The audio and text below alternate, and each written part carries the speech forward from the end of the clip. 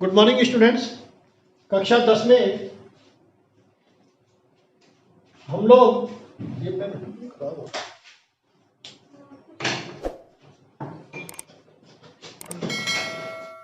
कक्षा 10 में हम लोग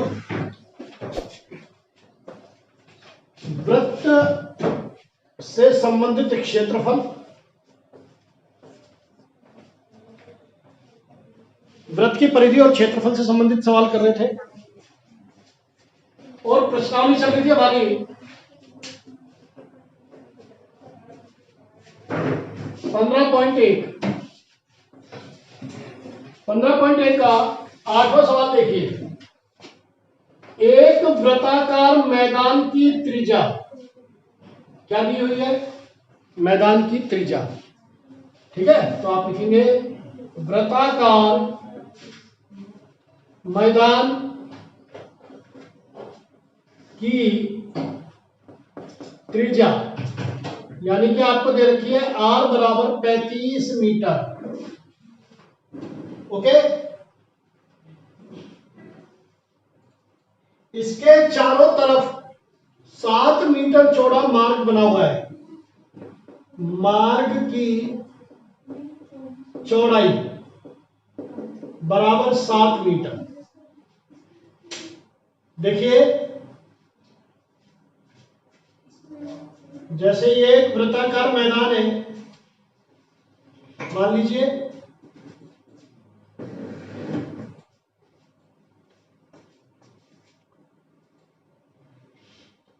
और इस मैदान के चारों ओर 7 मीटर चौड़ा मार्ग बना हुआ है।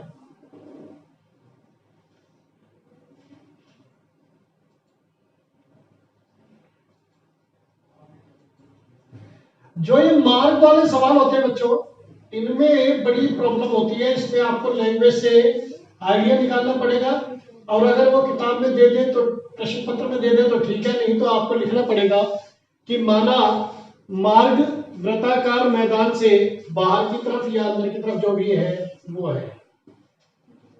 अब चूंकि ये वृत्ताकार मैदान की हमें त्रिज्या दी हुई है,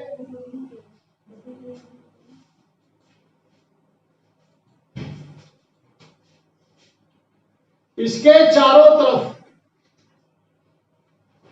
ये 7 मीटर चौड़ा मार्ग बना हुआ है। ये केंद्र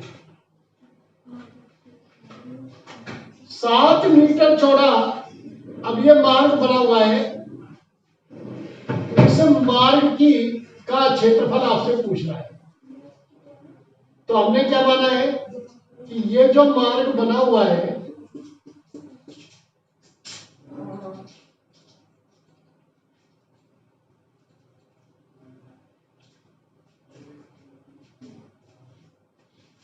ये वृत्त के मतलब घास के मैदान के अंदर की ओर है।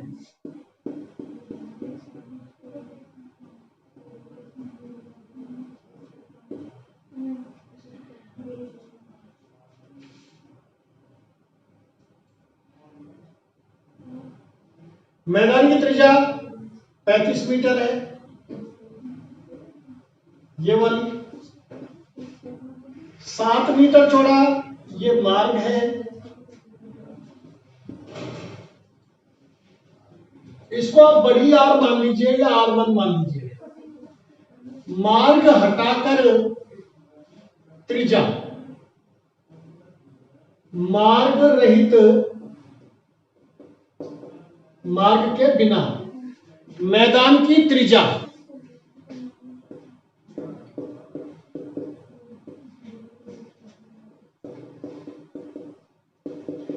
बराबर हो गया 28 मीटर।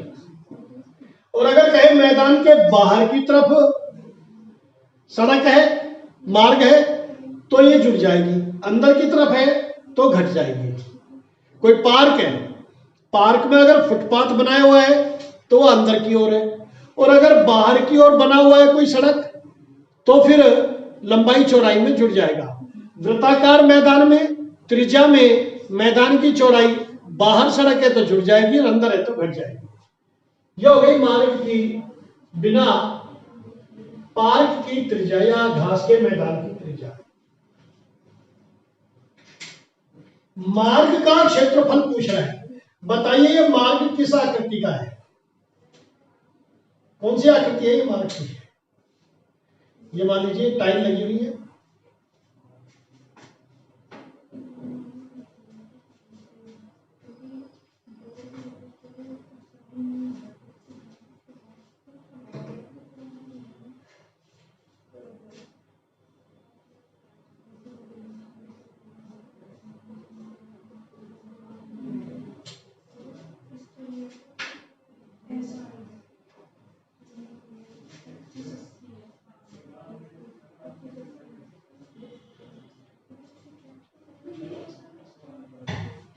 ये टाइल लगी है, तो आप लिखेंगे मार्ग का क्षेत्रफल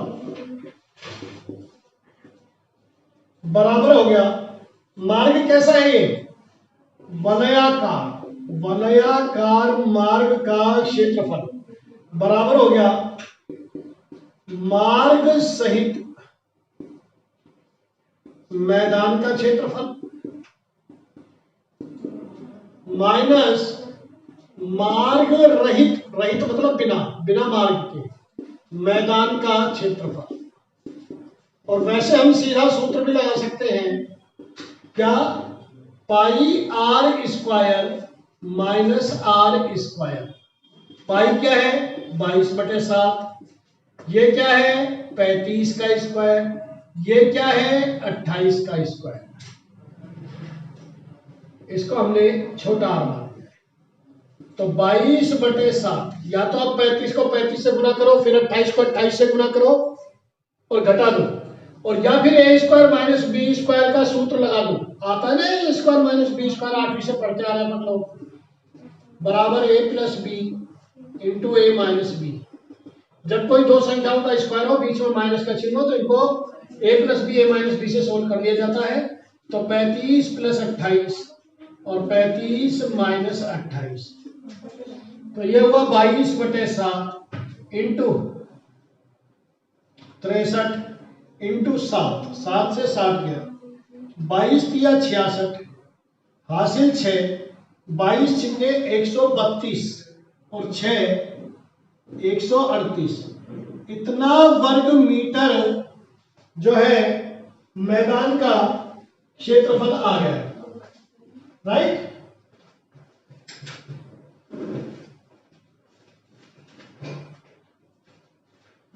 अगला सवाल,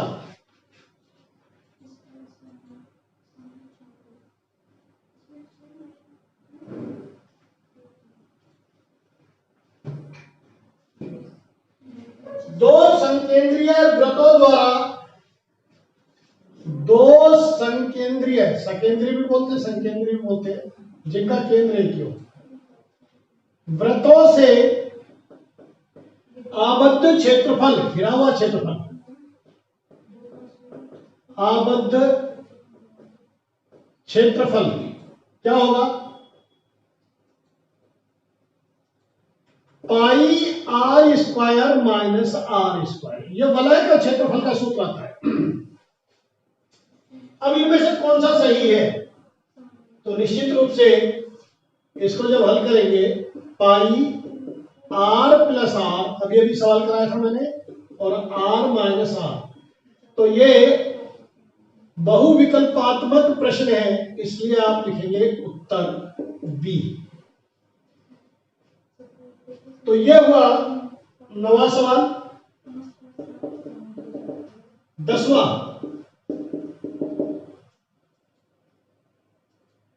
दो सकेंद्रीय वृत्तों की त्रिज्याएं 4 सेंटीमीटर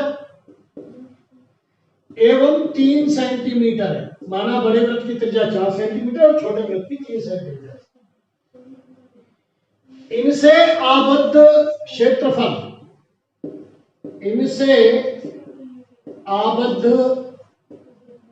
क्षेत्रफल क्या होगा? Pi r square minus r square. 22/7, 4 का स्क्वायर 3 का स्क्वायर, तो 22/7, तो 4 + 3 7, और 4 माइनस 3 1, तो ये हो गया 22 वर्ग सेंटीमीटर।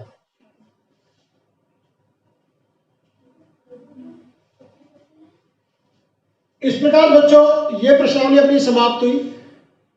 अब आगे की प्रश्नावलियों में वृत्तखंड एवं त्रिज्यखंड से संबंधित सवाल दे रखे हैं,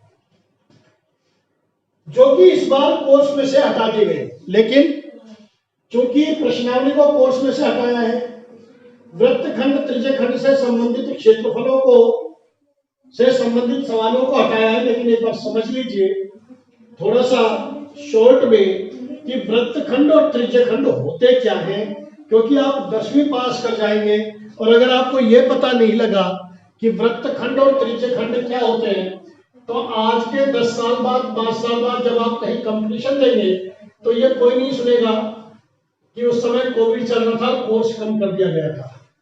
ठीक है, इसलिए आपको बेसिक नॉलेज जरूर होनी चाहिए, चाहे बेशक आप प्रश्नावली के सवाल करें या नहीं करें। तो देखिए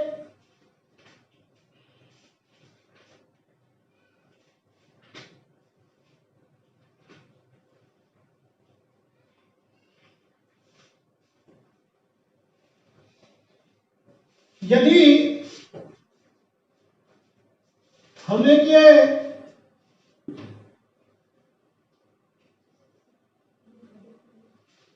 वृत्त ले, मान लीजिए एक वृत्त है, ये इसका केंद्र है, 2 त्रिज्याओं से आबद्ध क्षेत्र, बताइए ये क्या है? लघुचाप। ये क्या है? दीर्घचाप। OA और OB त्रिज्याएं हैं।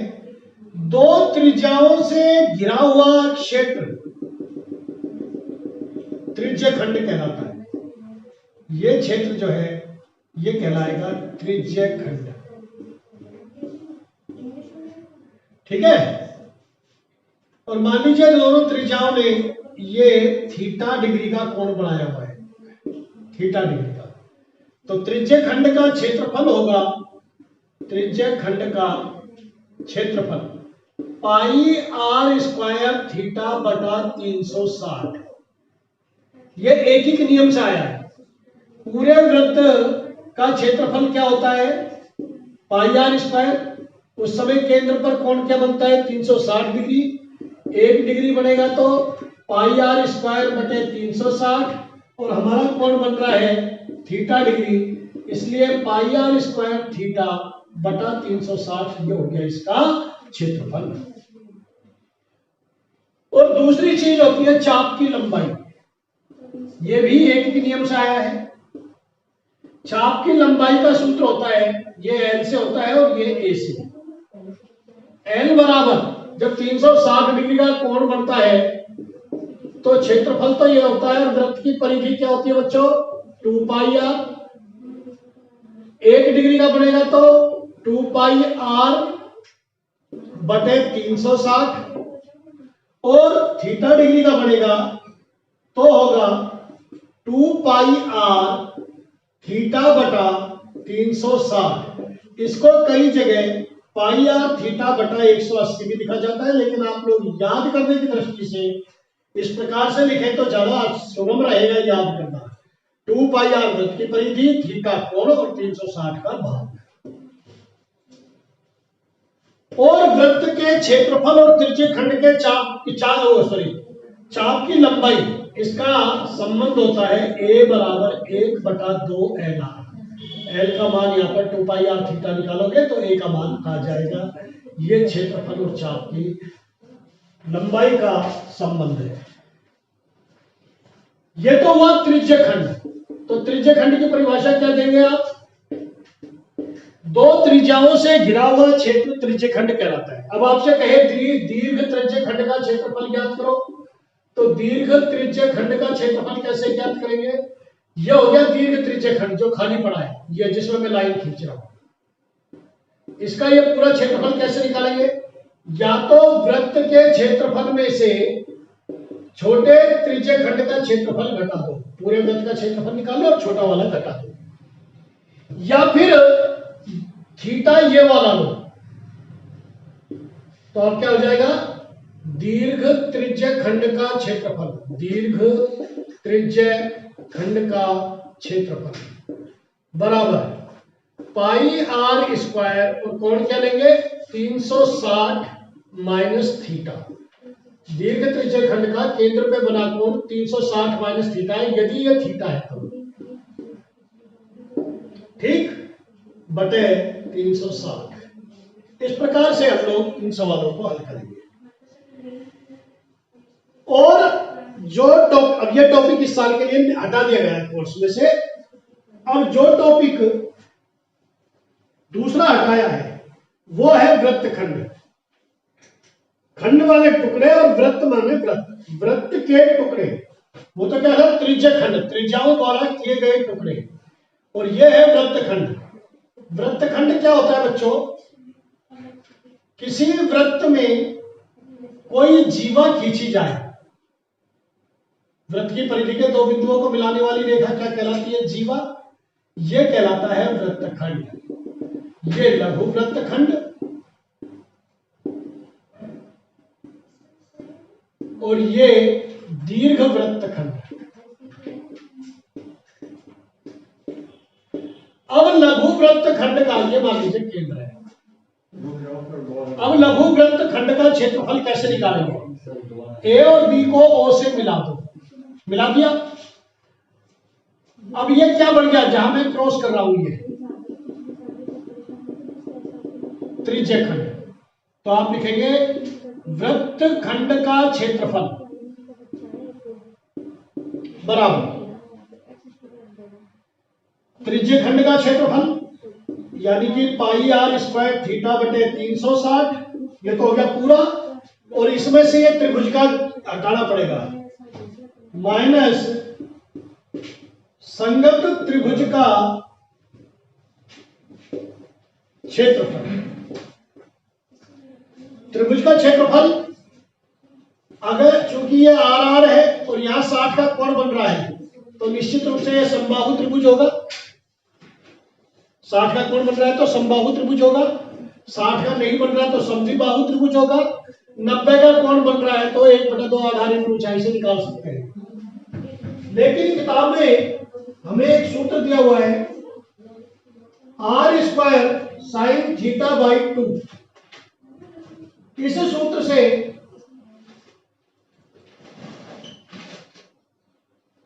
आप किसी भी त्रिभुज का क्षेत्रफल निकाल सकते हैं, r square sine theta by 2, ठीक।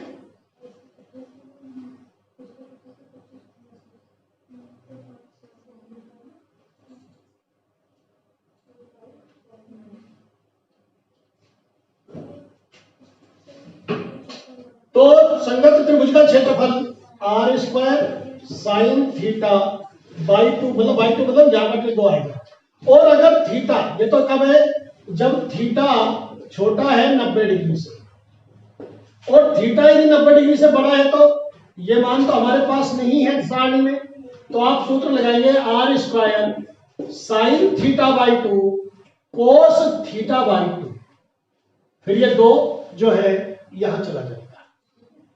इस प्रकार से अब आपको दीर्घ वृत्तखंड का क्षेत्रफल निकालना है, तो क्या करेंगे, दीर्घ वृत्तखंड का क्षेत्रफल। लघु वृत्तखंड का कैसे निकाला, पूरे त्रिज्य खंड का, इसमें से त्रिभुज का घटा दिया, या तो ये सूत्र लगेगा या ये। दीर्घ त्रिज्य खंड का कैसे निकालेंगे, पूरे वृत्त का क्षेत्रफल, वृत्त के क्षेत्रफल में से लघु त्रिज्य खंड का घटा देंगे, ठीक। इस प्रकार से 15.1 प्रश्नावली, और जो हटाए गए टॉपिक है त्रिज्य खंड एवं वृत्तखंड, त्रिज्य खंड एवं वृत्तखंड के क्षेत्रफल संबंधी सवाल इस साल के लिए हटा दिए गए हैं, ठीक है। तो यह प्रश्नावली मैं आपको नहीं कराऊंगा, अब आगे जो भी टॉपिक बचा हुआ है वो आपको अगले लेक्चर में कराऊंगा। Thank you very much. बहुत बहुत शुभकामनाएं। काम पूरा करें और सभी सवाल आपकी कॉपी में होने चाहिए।